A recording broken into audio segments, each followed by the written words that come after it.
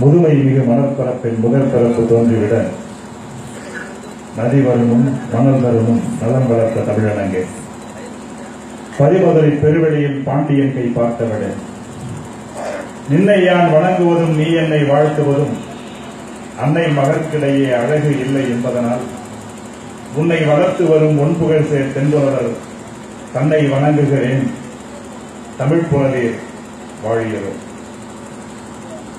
10 ஆண்டு காலம் மிகச் சிறப்பான முறையில் தமிழ்நாட்டின் மற்ற பகுதிகளில் இதுபோல் இருக்கிறதா என்று தெரியாது. ஆனால் திருவண்ணாமலை மாவட்டத்தில் நான் பார்த்த அளவில் மிகச் சிறப்பான ஒரு தமிழ்ச்சங்கம் நடக்கிறதா என்று சொன்னால் அது வந்தவாசி தமிழ்ச்சங்கத்தை தவிர எந்த சங்கமும் இல்லை என்று சொல்லக்கூடிய அளவுக்கு மிகச் சிறப்பான வகையில் தமிழ்ச்சங்கத்தை நடத்தி வருகின்ற தமிழ்ச்சங்கத்தின் அன்பிற்கினிய தோழர்களே, இந்த நிகழ்ச்சிக்கு நடுவராக வந்திருக்கிற விண்ணிடை ரதத்தில் ஊர்ந்து மேதினி கலக்குகிற எங்கள் அன்பிற்குரிய புலவர் பெருமகனார், எங்களை போன்ற சாதாரணமானவர்களுக்கெல்லாம் அவர் பேசுகிற மேடைகளில் பல முறை வாய்ப்புகளை வழங்கிய மாண்பிற்குரிய புலவர் பெருமகனார் ஐயா அவர்களுக்கும், பெருந்திரளாக வந்திருக்கின்ற தமிழ் கூறும் நல்லுலகத்து ஆந்தோர் பெருமக்களுக்கும் என்னுடைய அன்பான வணக்கங்களை மிக மகிழ்ச்சியோடு நான் இந்த நேரத்தில் தெரிவித்துக் கொள்கிறேன். செந்தாமரை பேசினா எப்பவுமே இப்படிதான் இருக்கும். நம்ம அதுக்காக ஒன்றும் செந்தாமரை பேசினாங்கிறதுக்காக கவலைப்பட தேவையில்லை. எப்பவும் போல நம்ம சாதாரணமா இருக்கலாம். அவங்க பேசினாங்கன்னா எங்கேயாவது இப்படிதான் சொல்லிட்டு போவாங்க. நீங்க தான் கவலைப்படலாம். ஏன்னா அவங்க என்னதான் சிங்கன்னு சொல்லியிருக்கிறாங்க. நடுவர்களே, அவங்க சொன்னாலும் சொல்லலனாலும் நான் சிங்கம் தான். அவங்க சொன்னாங்கல்ல, வீட்டுக்கு போய் பாத்தீங்கன்னா ஒரு துர்காதேவி மேல உட்கார்ந்து இருக்குன்னா அதுவும் உண்மைதானே வச்சுங்க. அதுல ஒன்றும் தப்பு இல்லையே. அதுல இருந்து தப்பு இருக்குது. இதுல ஏதாவது தப்பு இருக்குமோன்னு நானும் கூட யோசிச்சேன். ஆனால் இதற்கு என்னுடைய பாட்டன் பாரதி ஒரு பதிலை சொல்லுகிறான். என்ன பதிலை சொல்லுகிறான்னு நான் பார்க்கிறேன். அவன் ஒரு பதிலை சொல்றான். ஆதி சக்தி தலை உடம்பில் அரணும் கோத்தான், அயன் வாணிதனை நாவில் அமர்த்திக் கொண்டான், சோதிமணி முகத்தினரை செல்வமெல்லாம் சுரந்தருளும் விடியாலை திருவை மார்பில் மாதவனும் ஏந்தினான், மாதர் இன்பம் போல் பிரிதேனும் உலகில் இன்பம் உண்டோ, காதல் செய்யும் மனைவியே சக்தி கண்டீர், கடவுள் நிலை அவளாலே எய்தல் வேண்டும் பாரதி சொன்னான். நான் பாரதியின் பேரன். அவனும் சிங்கம், நானும் சிங்கம். அது பரவாயில்ல. எதுக்கு நமக்கு ஒரு சப்போர்ட்டுக்கு ஒரு ஆளு. அது பரவாயில்ல. எங்க அண்ணன் ஊராட்சி மன்ற தலைவர் அவர் வந்தார். அவர் என்னடான்னா, 30 வருஷம் எங்க வீட்டுல நாங்க உழைச்சேன், என்ன நீ எதுக்காவது பிரயோஜனமானு சொல்லி திட்டினாங்க. ஆனா 10 வருஷம் தான் எங்க ஊர்ல நான் ஊருக்காக உழைச்சேன். என்ன 2 முறை தலைவராகினதோடு இல்லாம தேசிய விருது வேற கொடுத்து பாராட்டினாங்க. எலெக்ஷன் வந்தா என்ன பாடுன்றது எங்களுக்கு தான் தெரியும்.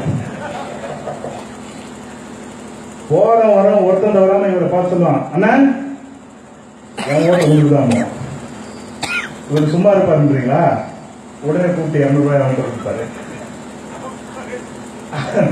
அது மட்டும் இல்ல, ஒவ்வொருத்தர்கிட்டையும் ஓட்டு வாங்குறதுக்கு இந்த காலத்தில் இந்த ஜனநாயகம் படுகிற பாடு எப்பேற்பட்ட பாடு உங்களுக்கு எல்லாம் சொல்லியா தெரியணும்.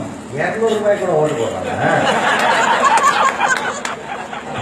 நீங்க இவ்வளவு நேரம் அவரை பக்கத்துல வச்சு சொன்னீங்க, உங்ககிட்ட இதுவரைக்கும் உண்மை சொல்லவே இல்லையா? அதுக்கு உங்களுக்கு எந்த ஊர்ல ஓட்டு உரிமை இருந்திருக்கும். இன்றைய சூழ்நிலை இதுதாங்க. நாட்டில் நல்லவர்களை பார்த்து ஓட்டு போடுகிற காலம் எல்லாம் போயிருச்சு. இன்னைக்கு நல்லவர்களை பார்த்தா நம்ம ஓட்டு போடுறோம். நம்ம ஊர்ல நல்லா இருக்கிறவன் எம்எல்ஏ இருக்கிறவன்னா ஊர்ல இருக்கிறவன் வேண்டிக்கிறான். அங்க இங்கோ இடைத்தேர்தல் வருதான், அங்க எம்எல்ஏ செத்து போடணும், மிக்சி கொடுக்குறாங்களாம், கிரைண்டர் கொடுக்குறாங்களாம், பிரியாணி போடுறாங்களாம், ஓட்டுக்கு 2000 கொடுக்குறாங்களாம். போட இருப்பார் நம்ம ஊர் எம்எல்ஏ நல்லதான் போயிருக்கிறாருன்றான். காலம் அந்த மாதிரி கெட்டு போயிருக்குது. இப்ப போயிட்டு வீட்டுல இவர் பாடுபட்டதுக்கு அங்கீகாரம் கொடுக்கலையா? வீட்டில் அங்கீகாரம் கொடுத்த காரணத்தினால் தான் தலைவரை நீங்க ஊருக்கு தலைவராக முடிஞ்சது. மனசாட்சியோடு பேச வேண்டாமா? அம்மா அப்பா கிட்ட எல்லாம் என்ன அங்கீகாரம் கொடுக்கணுமா அப்படின்னா, என்ன அம்மா அப்பா கிட்ட அங்கீகாரம் வேணும்? நான் ஒரே ஒரு செய்தி பாருங்க. ஒரு தலைவராக வேண்டும் என்று சொன்னா என்ன வேணும்? தியாகம் வேண்டும், தன்னலமற்ற தன்மை வேண்டும், விட்டுக் கொடுக்கிற தன்மை வேண்டும். இதுதானே தலைவர்னா? இது மூணு தானே.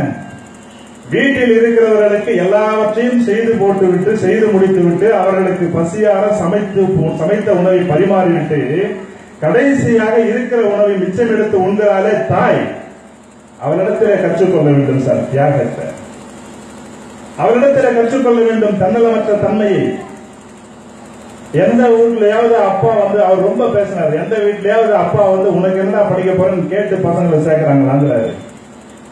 தான் எட்டி பார்க்க முடியாத உயரத்தை கூட இந்த உலகத்தில் தன்னுடைய மகன் எட்டி பார்க்க வேண்டும் என்று தன்னுடைய தோளின் மீது அமர வைத்து இந்த உலகத்தை கற்றுக் கொடுக்கிறானே தந்தை, அவனிடத்தில் கற்றுக்கொள்ள வேண்டும் சார் உலகியலை, உலக ஞானத்தை. அதையெல்லாம் எங்கே யார் ஒருவன் கற்றுக்கொண்டானோ அவன்தான் தலைவனாக முடியும், சமுதாயத்திற்கு அவன் தான் பணியாற்ற முடியும். சமுதாயத்திற்கு ஒரு நல்ல தலைவன் வேண்டும் என்று சொன்னால் அதற்கு குடும்பத்தில் மகிழ்ச்சி இருக்கு. ஆனா இன்னைக்கு என்ன நிலைமை பாருங்க, சமுதாய சூழல் என்ன? பள்ளிக்கூடத்துக்கு போனா ஒரு பையன் பரீட்சை எழுதிட்டு வெளியே வரான் சார். நான் அவன்கிட்ட கேட்கிறேன், ஏன்டா பரீட்சை எழுதிட்டு இவ்வளவு டென்ஷனா வரேன்னா, என்ன சார் நடக்குது நாட்டுல, என்ன நடக்குது நாட்டுல, ஏன்டா என்னடா? அவன் சொல்றான், கொஸ்டின் பேப்பர்னு சொல்லி ஒண்ணு கொடுத்தாங்க சார். சரி, அதுல கொஸ்டின் எல்லாம் இருந்துச்சு, ஆன்சர் ஷீட் ஒண்ணு கொடுத்தாங்க, அதுல ஆன்சரே இல்லை சார்.